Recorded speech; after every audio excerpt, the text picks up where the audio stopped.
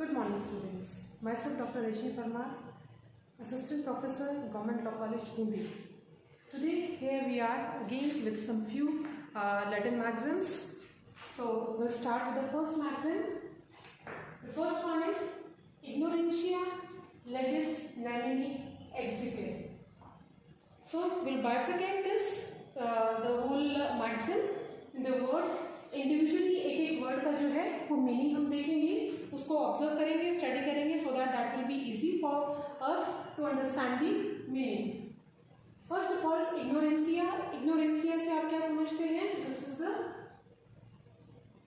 Word, it means ignorance. ठीक है, ये तो आसान है कि इग्नोरेंसिया से हमने इग्नोरेंस वर्ड डेराइव किया. लेजिस आप सब लोग समझ चुके हैं अभी तक.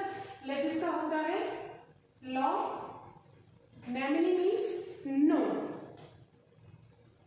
एंड एक्सिक्यूसेट. एक्सिक्यूसेट जो है इस वर्ड का मीनिंग होता है एक्सक्यूज. ठीक है, एक एक वर्ड का मीनिंग आपने अलग अलग. एक्सिक्यूसेट से एक्सक्यूज हो गया, नेमिनी से नो हो गया, लेजिस से लॉ और इग्नोरेंशिया से इग्नोरेंस. तो इसका पूरा मीनिंग क्या बना? इग्नोरेंस ऑफ, इसको हम जो है लैंग्वेज बनाते हैं, ignorance of law is no excuse. Ignorance of law is no excuse. आप जो है इसको आपने आईपीसी के सेक्शन 76 और 79 में पढ़ा होगा, जहाँ पे कि आप ये कहते हैं कि लॉ के बेसिस पे अगर कोई भी एक्सक्यूज देता है, मिस्टेक ऑफ लॉ, कॉन्ट्रैक्ट में भी पढ़ा है कि आप यदि ये कहें कि हमें लॉ की नॉलेज नहीं थी या हमें पता नहीं था इस विधि के बारे में, तो that would not be an excuse before the law. आप ये नहीं कह सकते कि हमें विधि के बारे में नहीं पता था.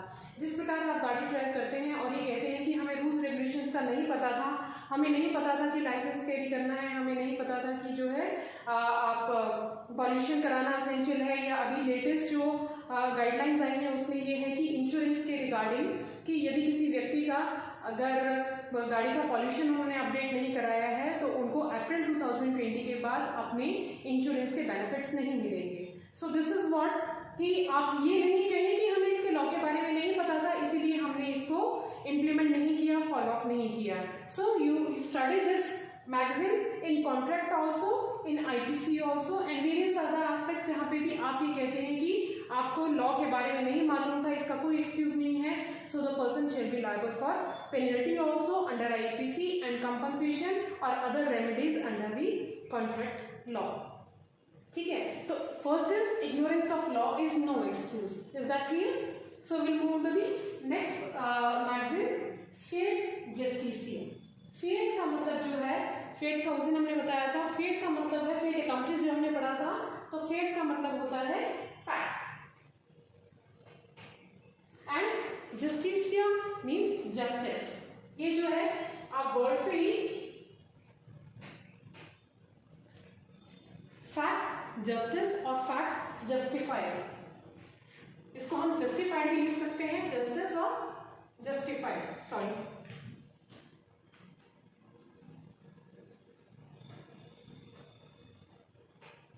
फैक्ट जस्टिस और फैक्ट जस्टिफाइड मतलब कि जो भी फैक्ट है वो जस्टिफाइड है. जैसे हमने कहा था कि फैक्ट इज कंप्लीटेड, अकम्प्लिश था, fact is already been completed, यहाँ पे है the fact is already been justified, उसको प्रूव किया जा चुका है, वो जस्टिफाइड है फैक्ट जो है.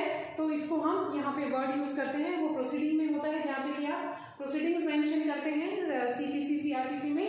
फेट जस्टिसिया मीन्स द फैक्ट, जो फैक्ट है, जो तथ्य है, वो जस्टिफाइड है.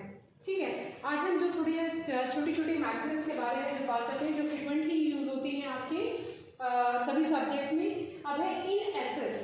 इन एसेस, इन का मतलब तो पता है कि with in that essence, essence का है वर्ड एसेंशियल ड्राइव करता है, ये एसेंशियल, इन एसेंशियल, इन एसेंशियल्स. एसेंशियल्स का मतलब होता है कुछ खास चीजें, मतलब जो भी मुख्य तथ्य हैं, एसेंशियल्स हैं. तो यहाँ पे या मुख्य चीजें हैं या मुख्य विधि है, तो हम उसमें टर्म यूज करते हैं आपकी इन एसेंशियल के लिए इन एसेस यूज करते हैं. शॉर्ट टर्म है, लैटिन मैगजीन है, इसका अर्थ है इन एसेंशियल्स, मतलब सारी जो चीजें, जो मुख्य चीजें हैं, मुख्य तथ्य हैं, मुख्य विधियां हैं, उनके लिए यदि हम कुछ इवेलुएट कर रहे हैं तो हम कहते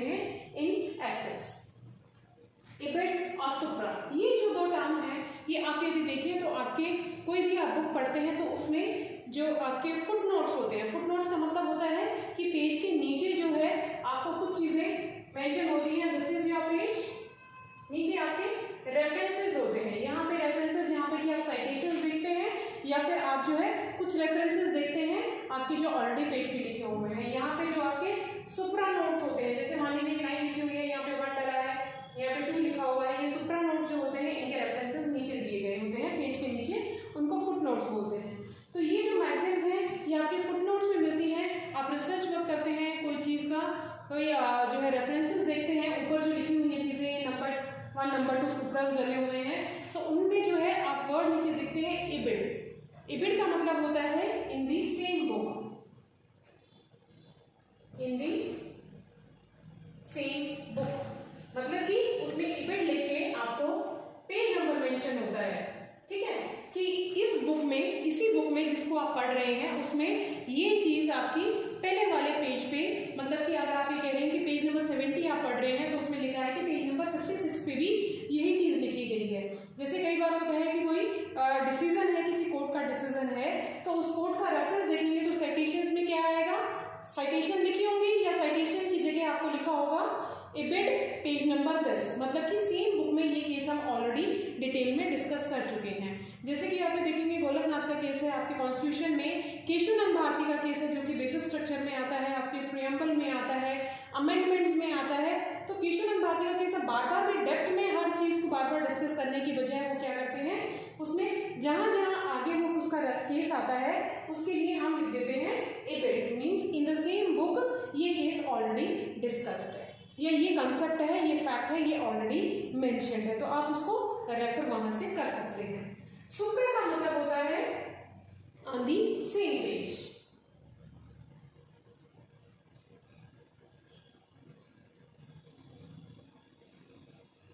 same page means supra note para this, है ना। उसमें आप कभी ध्यान से, अभी जैसे मैंने बताया है तो you can go through the books also, उसमें देखेंगे सुप्रा जो है लिखा है आपका सुप्रा पेज नंबर या सॉरी पैराग्राफ, मतलब 1 2 3 पैराग्राफ्स हैं एक पेज पे, तो उसमें लिखा है कि सुप्रा पैरा 1 सुप्रा पैरा 2, ठीक है ना। तो सुप्रा का मतलब होता है on the same page, same page पे ही आपके ऊपर जो है वो चीजें मेंशन है। एक पैराग्राफ में आपको एक लाइन जो है एक कोट किसी का दिया गया है, अगर नीचे उसका रेफरेंस वापस से यूज कर रहे हैं आप, तो आप क्या लिखेंगे, सुप्रा पैराग्राफ नंबर 10 लाइन नंबर 10, ठीक है। पैराग्राफ होता है तो भी सफिशिएंट होता है, line number it would not be sometimes not mentioned. वो नेक्स्ट मैगजीन पे आते हैं इंटर आलिया और इंटरसे, ठीक है। इंटर आलिया और ये दोनों जो टर्म्स हैं ये ऑलमोस्ट जैसे अल्ट्रा वायर्स और इंट्रा वायर्स पढ़ते हैं हम। So inter alia means among the other things,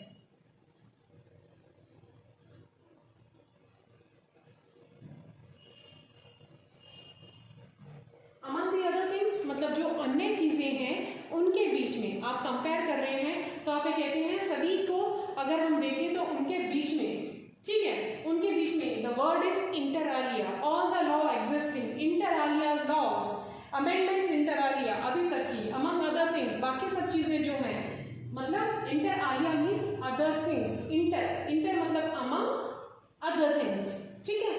and inter से मीन इन बिटवीन, इंटर से इन बिटवीन, इंटर से मतलब आपस की बात है, आपस में अगर दो चीजें हैं, so a right arises, inter alia होता है the laws which the rights which arises among the other people, ठीक है। तो उसमें इंटर आलिया वर्ड यूज होता है, या हम अदर लॉ से कंपेयर कर रहे हैं तो इंटर आलिया का शब्द जो है वो यूज होता है।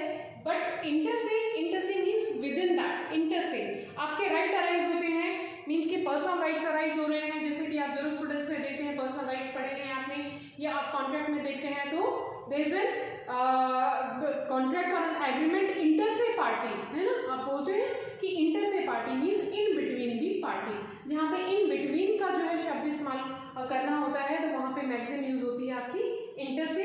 और among the other things out of that means कि हम सिर्फ उन्हीं दायरे में बात नहीं कर रहे हैं, पार्टीज के बारे में बात नहीं कर रहे हैं, हम अदर थिंग्स के बारे में बात कर रहे हैं, उसके अलावा भी चीज़ों की बात कर रहे हैं, तो उसके लिए शब्द इस्तेमाल होता है आपका मैगजीन होती है इंटर आलिया।